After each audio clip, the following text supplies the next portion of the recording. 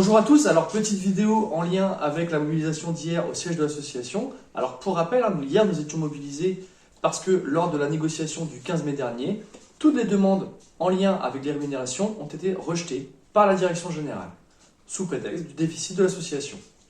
Alors nous avons rencontré Yannick Arzel, directeur général, et Sabrina Gestin, directrice des ressources humaines, à l'issue de la mobilisation.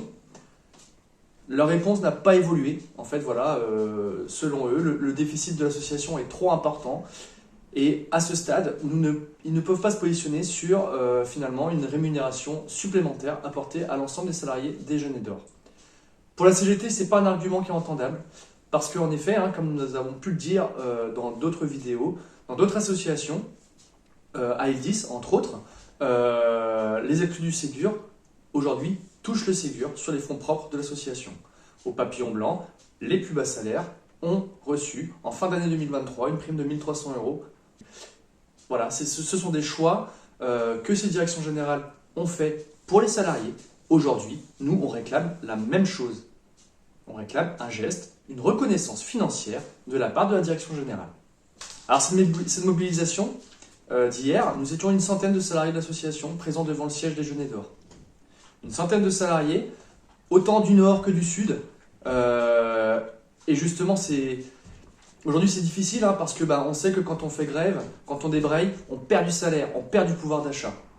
Mais pour autant, voilà, une centaine de salariés sont venus, se sont mobilisés pour justement exprimer à la direction générale que non, nous n'étions pas d'accord avec la réponse apportée lors des dernières négociations. Alors pour le coup là, la CGT refera notre appel à la mobilisation parce qu'on estime en tout cas que c'est justement comme ça qu'on peut faire comprendre à la direction générale et au conseil d'administration que nous sommes en difficulté. Nous, les salariés des Jeunes et d'Or aujourd'hui, on est en difficulté. On a des collègues qui clairement ont du mal à se loger, des collègues qui ont du mal à se nourrir, des collègues qui ont du mal à se déplacer.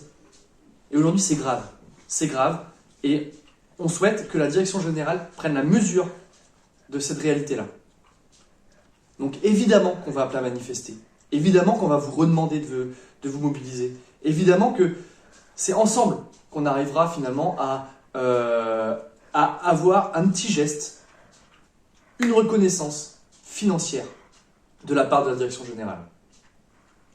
Alors à 15 h, après la mobilisation, les 3 organisations syndicales représentatives de l'association avaient une séance de négociation annuelle obligatoire avec la direction générale.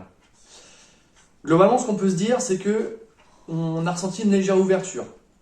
À la fin de la séance de négociation, la direction générale nous a demandé de budgéter nos revendications en lien avec la rémunération. Alors, est-ce qu'il y a un lien direct avec la mobilisation juste avant?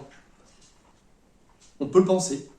En tout cas, la CGT budgétera et chiffrera les revendications en lien avec les rémunérations.